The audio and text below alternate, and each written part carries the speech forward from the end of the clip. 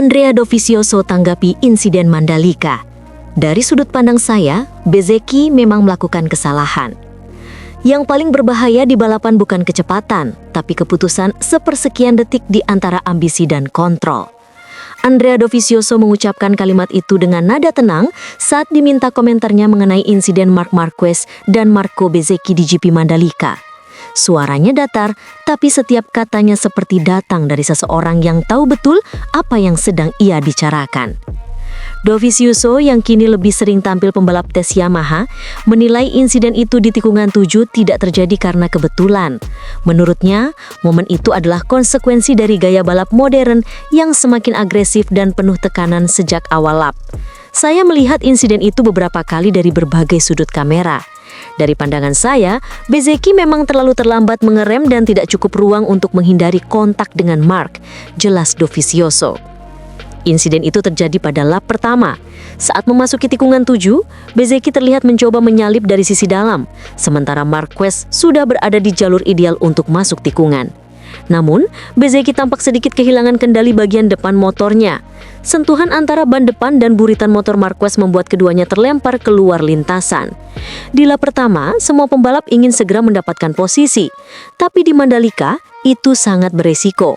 Grip di sektor itu tidak merata dan jika kamu menekan sedikit lebih dalam, motor bisa kehilangan arah tanpa peringatan, kata Dovizioso. Mandalika dikenal sebagai salah satu sirkuit yang paling menantang di kalender MotoGP. Perubahan suhu yang cepat, angin lintas dan karakter aspal yang terus berubah membuat area pengereman di tikungan 7 menjadi salah satu titik paling sulit. Dovizioso mengatakan kesalahan Bezzecchi mungkin menurut sebagian orang memang terlihat kecil, tetapi efeknya sangat besar hasil dari perhitungan yang meleset dalam tekanan ekstrim. Saya tidak berpikir dia sengaja menabrak Marc, tapi dia melakukan kesalahan. Dalam balapan, perbedaan sepersekian detik bisa menentukan apakah kamu menyalip dengan bersih atau menyebabkan insiden. Sayangnya, kali ini hasilnya buruk, ujarnya. Mantan rival Marc Marquez itu juga memberikan pembelaan kepada sang 9 juara dunia. Marc sudah di jalur yang benar dan dia tidak mengubah garis masuknya. Dalam situasi seperti itu, pembalap di belakang harus menyesuaikan.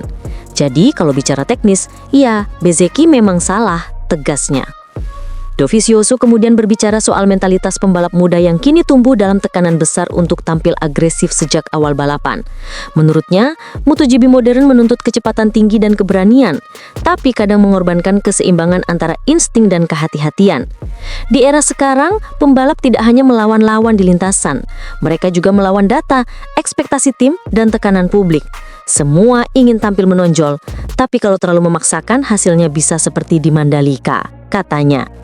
Meski begitu, Dovizioso tidak menutup kemungkinan bahwa insiden tersebut bisa menjadi pengalaman penting bagi Bezzecchi. Sebagai mantan pembalap yang juga pernah mengalami situasi serupa, ia menilai momen seperti ini sering menjadi titik balik bagi karir seorang pembalap. Bezzecchi punya talenta luar biasa, tapi pengalaman seperti ini akan membentuknya. Kamu tidak bisa belajar soal batas kecepatan hanya dari latihan. Kamu belajar dari kesalahan di balapan, kata Dovi. Ia juga memuji sikap Marc Marquez yang tidak memperpanjang kontroversi setelah kejadian itu. Marc tahu kapan harus bicara dan kapan harus diam. Cara dia menanggapi insiden itu dengan tenang menunjukkan kedewasaannya. Itu kualitas yang hanya dimiliki pembalap besar, tambahnya. Di sisi lain, Dovizioso menyebut tikungan 7 Mandalika sebagai titik yang harus dihormati. Menurutnya, banyak pembalap yang masih belum memahami karakter lintasan Indonesia yang unik itu. Mandalika tidak bisa kamu samakan dengan sirkuit Eropa. Di sana, kamu harus peka terhadap perubahan grip dan arah angin. Itu yang sering membedakan pembalap berpengalaman dengan pembalap muda, ujarnya. Dovizioso menegaskan bahwa insiden seperti di Mandalika adalah bagian tak terpisahkan dari dunia balap. Ia tidak ingin menyalahkan siapapun, tapi berharap para pembalap bisa mengambil pelajaran dari setiap momen sulit di lintasan. Dalam balapan, semua orang tahu resikonya. Kadang kamu jatuh bukan karena lemah, tapi karena terlalu berani percaya pada kecepatan. Yang penting adalah bagaimana kamu bangkit setelahnya, ucap Dovi. Dengan pernyataan itu, Dovizioso kembali membuktikan dirinya bukan sekedar mantan pembalap hebat, tapi juga suara kebijaksanaan di dunia MotoGP. Seseorang yang memahami bahwa di balik gemuruh mesin dan kecepatan, ada sisi manusia yang selalu diuji oleh waktu dan keberanian. Mikel Pirro akhirnya angkat bicara. Analisis jernih soroti insiden Marc Marquez dan Bezzecchi di Mandalika. Dalam dunia balap, bukan hanya kecepatan yang menulis cerita, tetapi juga momen-momen tak terduga yang menguji keteguhan hati para juara. Kata-kata itu seolah menjadi pembuka tak tertulis untuk drama yang terjadi di sirkuit Mandalika, Indonesia. Sirkuit ini dengan tikungan-tikungan teknisnya bukan sekedar lintasan. Di sana adalah panggung tempat setiap keputusan sepersekian detik bisa mengubah sejarah. Hari itu, panggung Mandalika menyajikan sebuah kisah yang mengguncangkan pedok MotoGP. Marc Marquez dan Marco Bezzecchi terlibat insiden di tikungan 7 lap pertama, yang berujung pada keluarnya dua pembalap papan atas dari balapan lebih cepat dari yang diperkirakan siapapun. Seminggu sebelumnya, Marquez baru saja mengukuhkan gelar juara dunia di MotoGP Jepang. Ia tampil luar biasa sepanjang musim, menunjukkan kecepatan, konsistensi, dan kematangan yang sulit ditandingi. Banyak yang mengira seri Mandalika akan menjadi perpanjangan dari dominasinya, sebuah ajang unjuk ketangguhan sang juara dunia di hadapan penonton Indonesia yang antusias. Namun balapan tidak pernah bisa sepenuhnya diprediksi. Dalam dunia yang bergerak secepat MotoGP, satu kesalahan kecil, satu momen terlambat mengerem, atau satu kontak ringan dapat menjadi titik balik. Saat lampu start padam, Marquez melesat dengan agresif, mencoba mengambil posisi depan.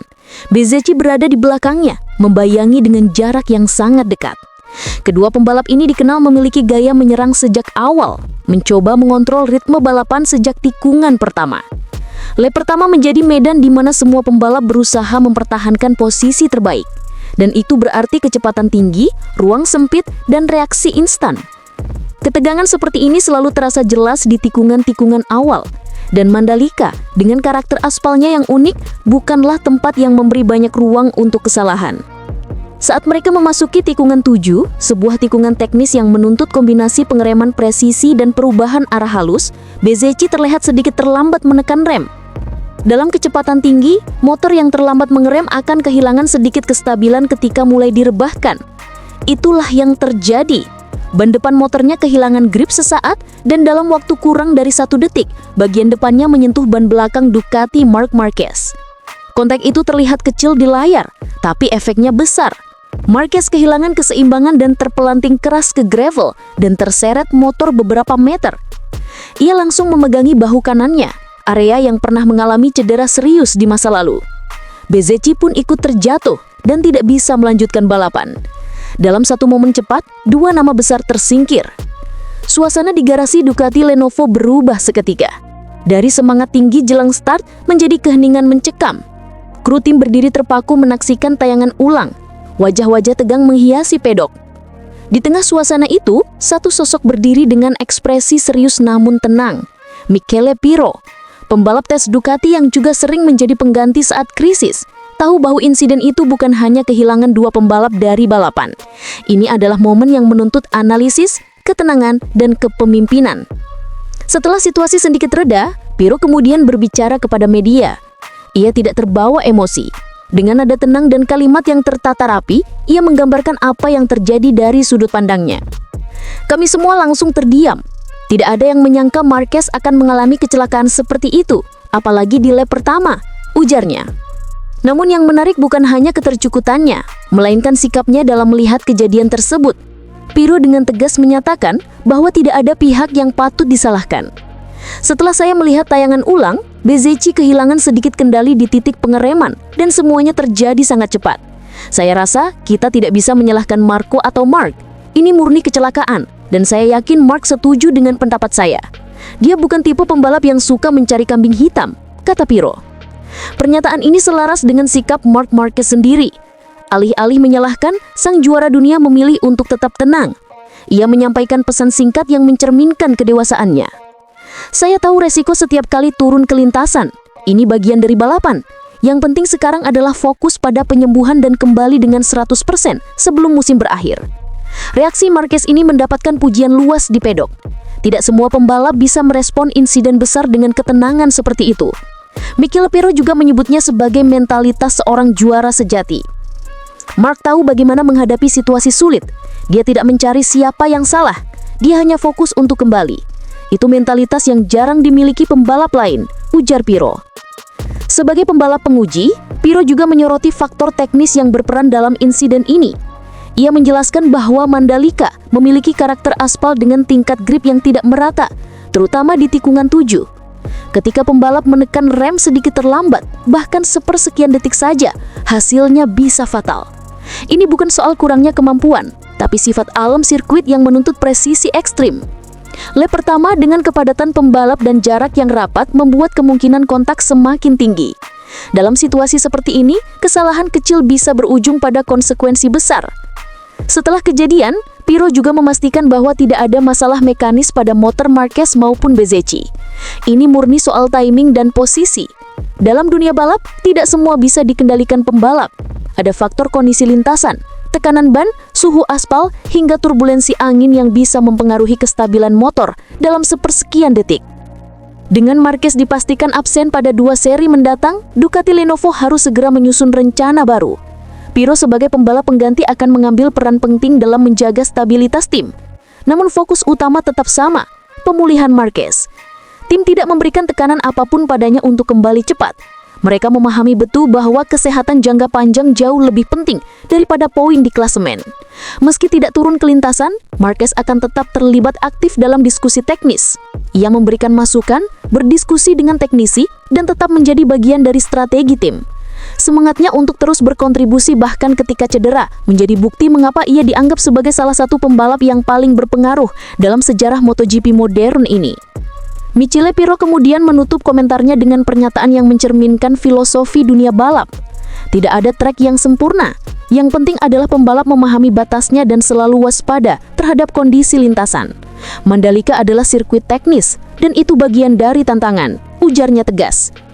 Insiden di Mandalika bukan sekedar tabrakan.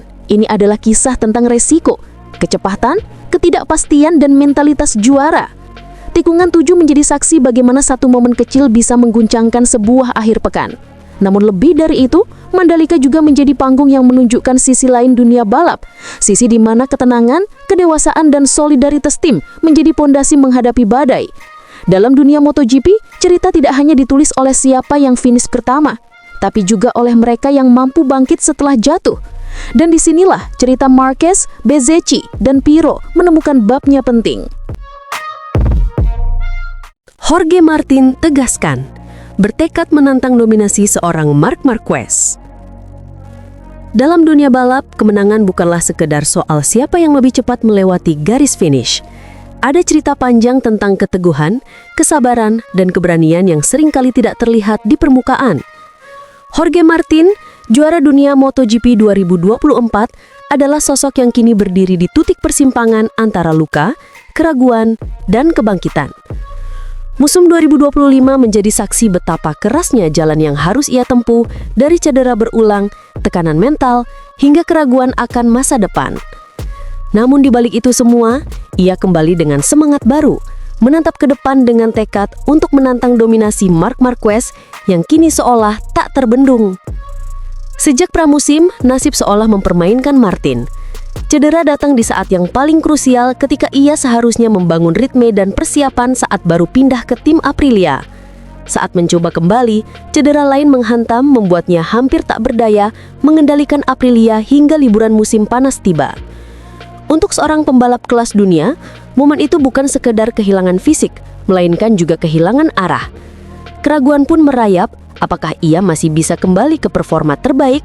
Apakah karirnya akan terhenti di tengah jalan setelah mencapai puncak sebagai juara dunia? Namun di tengah badai keraguan itu, Martin justru menemukan pelajaran hidup. Rasanya intens, bukan hanya karena cederanya. Ada keraguan tentang diri saya, tentang masa depan saya. Namun saya melihat ini sebagai proses pembelajaran. Saya percaya saya dikirim ke jalan ini dari atas untuk membuat saya lebih kuat, ucapnya dalam wawancara terbarunya. Kata-kata itu bukan sekedar curahan hati, melainkan refleksi seorang juara, seorang pembalap yang memahami bahwa setiap luka membawa makna, setiap kegagalan membuka pintu menuju kekuatan baru. Kini suasana pit Aprilia kembali hangat. Martin berhasil mengembalikan energi positif di timnya, membangun fondasi yang ia yakini akan menjadi bekal berharga untuk musim mendatang. Saya berusaha membangun fondasi yang kokoh, agar saya bisa bertarung tahun depan. Lanjutnya dengan tegas. Fondasi itu tak hanya soal teknis pada motor, melainkan juga hubungan emosional antara pembalap dan tim. Jorge Martin tahu, dalam MotoGP kemenangan lahir dari sinergi antara manusia dan mesin, antara strategi dan kepercayaan. Setelah melalui perselisihan dan keraguan di awal musim, kini ia dan tim Aprilia berdiri di jalur yang lebih tenang, siap mempersiapkan diri menghadapi tantangan yang jauh lebih besar. Tantangan itu jelas bernama Marc Marquez. Dominasi Marquez musim ini bersama Ducati adalah kenyataan yang tak bisa diabaikan. Ia tampil sebagai sosok yang hampir tak tersentuh, membawa Ducati ke level baru dengan kombinasi kecepatan, agresivitas, dan mental baja yang khas.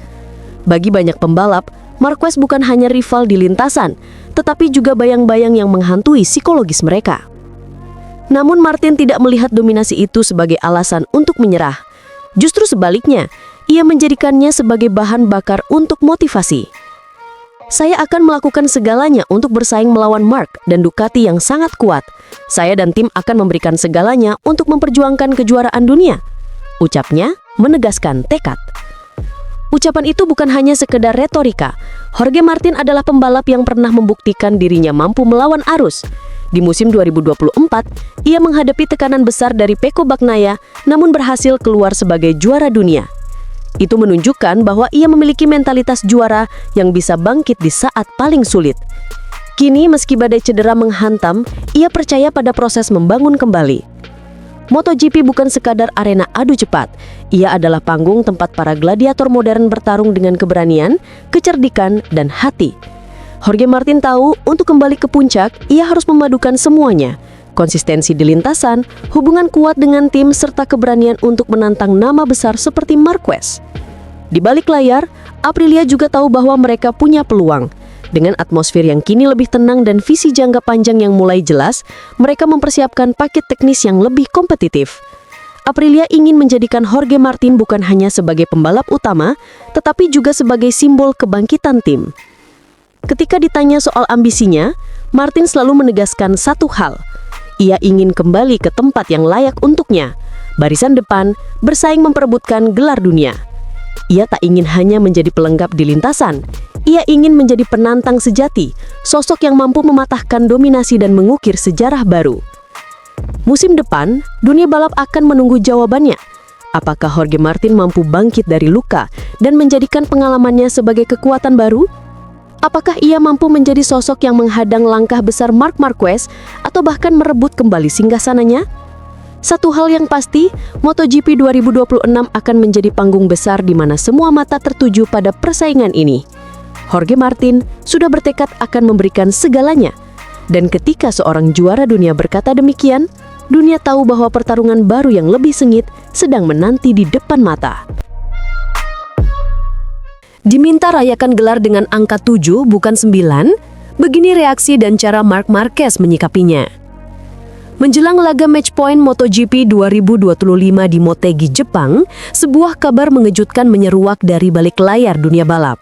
Liberty Media, sebagai pemilik baru hak komersial, bersama Dorna, dikabarkan telah meminta Marc Marquez untuk merayakan gelar dunianya dengan menggunakan angka 7, bukan 9 seperti yang selama ini tercatat dalam sejarah karirnya.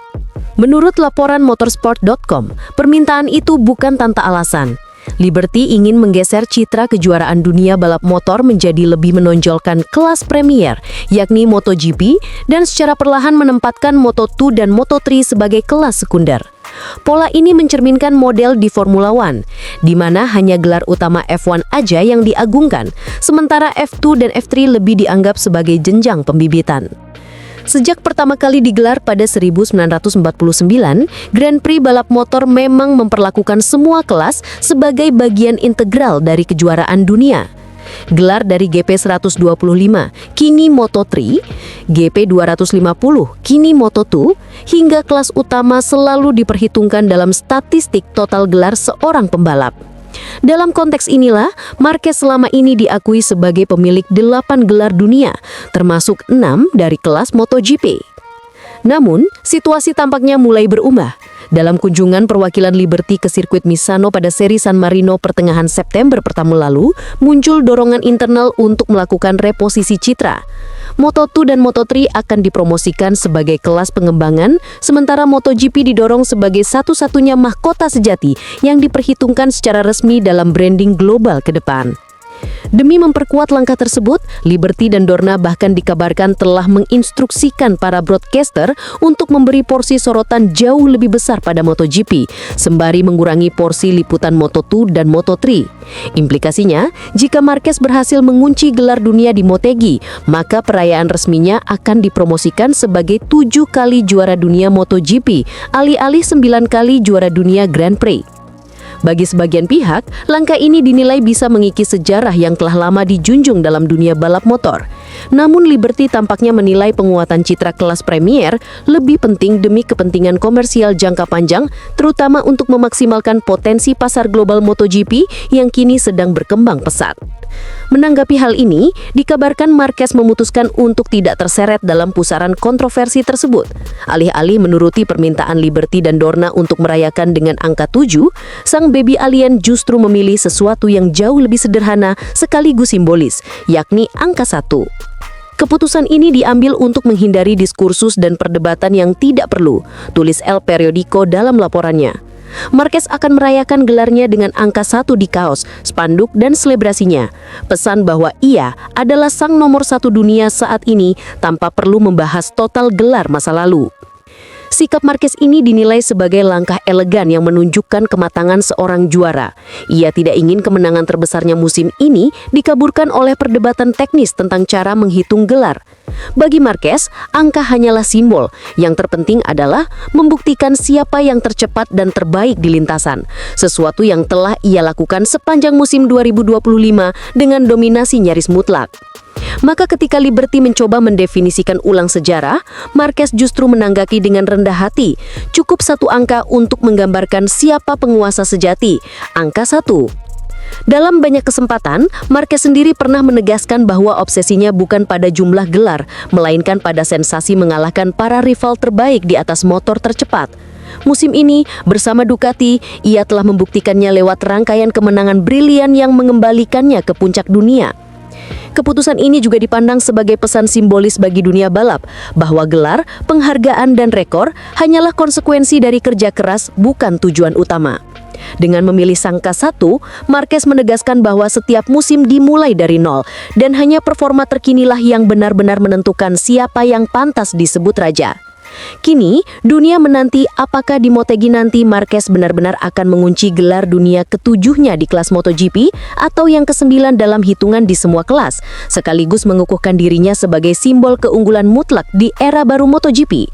Apapun angka yang tertera di spanduk selebrasinya nanti, satu hal sudah pasti, musim 2025 telah menjadi saksi kebangkitan salah satu talenta paling langka yang pernah lahir di dunia balap roda 2.